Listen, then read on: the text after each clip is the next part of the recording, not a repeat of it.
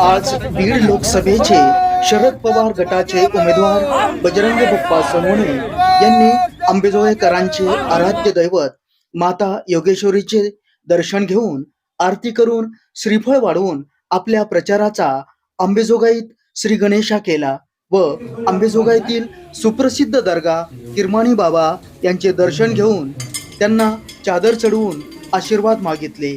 आंबेजोगाई येथील विविध राजकीय सामाजिक कार्यकर्त्यांच्या भेटीगाठी घेऊन लोकसभा निवडणुकीबाबत सविस्तर चर्चा करून सामान्यातल्या सामान्य नागरिकांच्या अडीअडचणी समजून घेतल्या.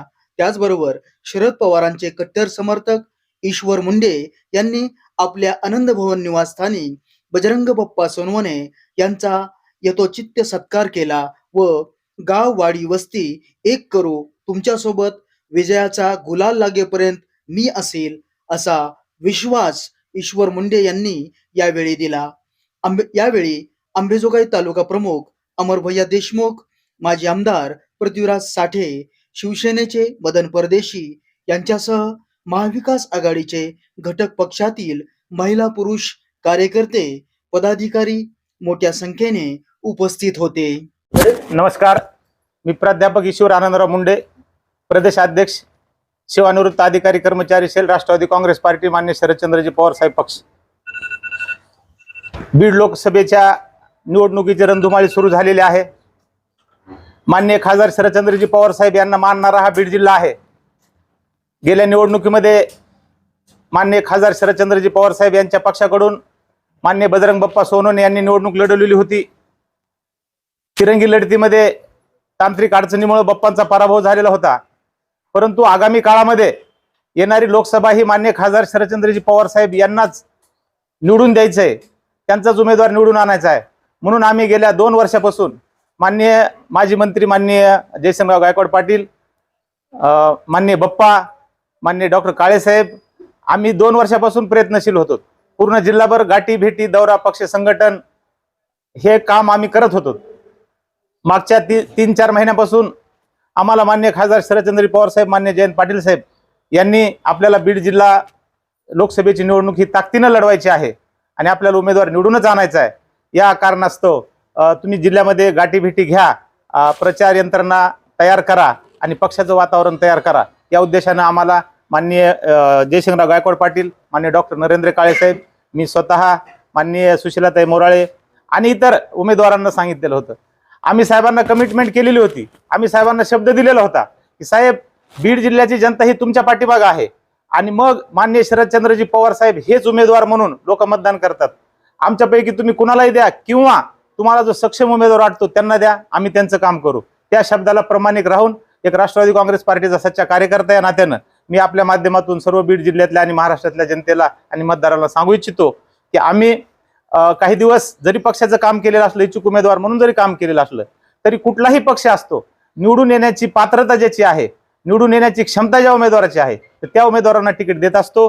म्हणून आपल्यामध्ये आमचे मित्र, आमचे मार्गदर्शक माननीय बजरंग बाप्पा सोनवणे हे कर्तव्यदक्ष आणि बीड जिल्ह्यामध्ये स्वतःच्या कर्तृत्वानं स्वतःचं नेतृत्व तयार केलेले माननीय बाप्पा आहेत. युवकामध्ये बाप्पांची क्रेज आहे आणि आमच्या वेळोवेळीच्या बैठकामध्ये असे निर्णय झाले की निवडून यायची शक्यता आणि निवडून यायची पात्रता माननीय बाप्पामध्ये आहे. पक्षाने विचार करून आणि सर्वांचं मत आजमावून माननीय बजरंग बाप्पा सोनवणे यांना बीड जिल्ह्यामध्ये उमेदवारी दिलेली आहे. तर त्यांचा आम्ही तनमनधनाने प्रचार करणार आहोत आणि त्यांना निवडूनच आणणार आहोत अशी या प्रसंगी ग्वाही देतो. आज अंबाजोगाई येथे माझ्या निवासस्थानी आनंद भवन या निवासस्थानी आपण सर्वजण आलात. माननीय डॉक्टर साहेब आहेत, माननीय पृथ्वीराज साठे साहेब, माननीय बाप्पा, माननीय अमरजी देशमुख आणि सर्व इतर पक्षाचे सर्व मित्र, इंडिया आघाडीचे मित्रमंडळी, या सर्वांचं मी हार्दिक आभार मानतो आणि मीडियाचं पण हार्दिक आभार मानतो. धन्यवाद. बाप्पा, आपण सकाळी सकाळी आलात आणि योगेश्वरीचं दर्शन घेतलं, काय माहिती? पहिल्यांदा मी आदरणीय शरदचंद्रजी पवार साहेब, जयंत पाटील साहेब आणि पार्टीचे सर्वांचे आभार मानतो की माझ्यासारख्या एक सर्वसाधारण शेतकरी घरात जन्मलेल्या माणसाला दुसऱ्यांदा बीड लोकसभेची उमेदवारी देऊन आदरणीय साहेबांनी तुमचा, आमचा सर्वांचा केज विधानसभा मतदारसंघाचा खूप मोठा सन्मान केला आहे. त्याबद्दल केज मतदारसंघाचा एक कार्यकर्ता या नात्याने मी त्यांचे आभार मानतो.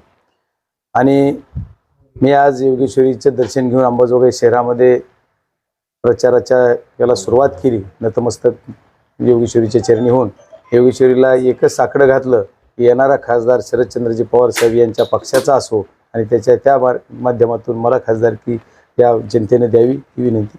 समोरच्या उमेदवार जो आहे तो राष्ट्रीय पक्षाचा सचिव आहे, त्यानंतर त्यांच्याकडे खासदार आहेत, त्यांच्याकडे अनेक मुद्दे आहेत. तुम्ही लोकसभेला उभा टाकलात, जरी तुम्ही गेल्या टर्मला उभे असता, पण यावेळेला तुमच्याकडे असे कोणते मुद्दे आहेत जेणेकरून तुम्हाला लोकसभेला लोकांनी निवडून दिले पाहिजे? सर्वात महत्त्वाचा बीड जिल्हा हा सुसंस्कृत जिल्हा आहे, स्वाभिमानी जिल्हा आहे. सन्मान त्या जिल्ह्याचा करणं लोकप्रतिनिधीचं काम आहे. त्या अनुषंगानं जर विचार केला तर सन्मान लोकप्रतिनिधीनं काय करायचं तर विकास करायचा. विकासाच्या बाबतीत आपण मुद्दे मांडता तर आपण गेली 15 वर्षे एक विचाराचा खासदार होते. त्यांनी या विचाराला धरून काम करताना आपल्या बीड जिल्ह्याचा विकास काय केला हेच आपण सर्वांनी सांगणं तुमच्या माध्यमातून. बीड जिल्ह्यामध्ये रेल्वेचा प्रश्न आहे, तो मार्गी लागलेलाच नाही. केज विधानसभा मतदारसंघाला रेल्वे कुठाशी घासून सुद्धा जात नाही. आमच्या केज विधानसभा मतदारसंघाला असा अन्याय का?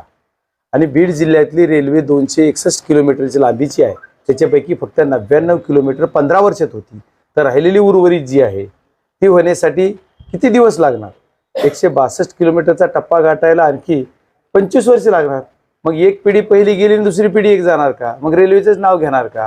हा मुद्दा मी ज्यावेळेस खासदार होईल त्यावेळेस ही रेल्वे 1-2 वर्षाच्या आत पूर्ण आपल्या बीडपर्यंत येईल अशी तुम्हाला सर्वांना खात्री देऊन सांगतो तो आपल्या सर्व चॅनलच्या माध्यमातून. आणि विकासाचा मुद्दा जर विचार करायचा झाला तर आपल्या बीड जिल्ह्यामध्ये एवढी बेरोजगारी वाढतीये, एखादी इंडस्ट्री आणली का? तर आपल्याला सर्वात महत्त्वाचं आपण आपल्या माध्यमातून इंडस्ट्री तर उभी करायचा प्रामाणिक प्रयत्न करून बेरोजगारांना रोजगार मिळवणे, शेतकऱ्याचं दरडोई उत्पन्न वाढवणे किंवा आपल्या बीड जिल्ह्यातल्या सर्व जनतेचं दरडोई उत्पन्न वाढवणे. नुसत्या भाषणात म्हणून नाही तर प्रत्यक्षात ते साकारलं पाहिजे आणि प्रत्यक्षात त्याच्यासाठी अंमलबजावणी केली पाहिजे. त्याच्यासाठी पाण्याची गरज आहे. आपला दुष्काळी भाग आहे, तर या दुष्काळी भागासाठी पाणी आणि इंडस्ट्री उभी करणे आणि आपल्याला जे विकासाचं दळणवळण आहे या दळणवळणासाठी मदत करून आपण प्रोजेक्ट करणे. आता काही जण म्हणले जातात की आम्ही रस्ते केले, मान्य आहे रस्ते केले, पण त्या रस्त्यावर ॲक्सिडेंट किती झाले तुमच्या रस्त्याचे काम चालू असल्यामुळे? आणखी रस्ते किती कंप्लीट झाले? 10 वर्षात एकही रस्ता कंप्लीट नाही.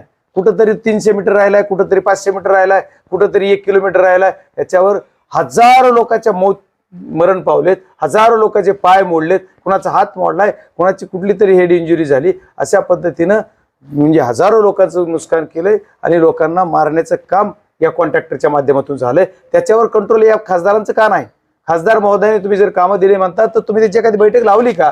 बैठक लावली तर ती का झालं नाही? मग लोकप्रतिनिधीचं काम काय असतं की लोकांसाठी उपयुक्त असणारे कामं करून घेणे आणि जी कामं होतात त्या कामासाठी आपला वेळ देणे आणि वेळ देऊन त्यांना बैठक लावून का होत नाही याचा पाठपुरावा करणे. मी खासदार झाल्याच्या नंतर 6 महिन्याच्या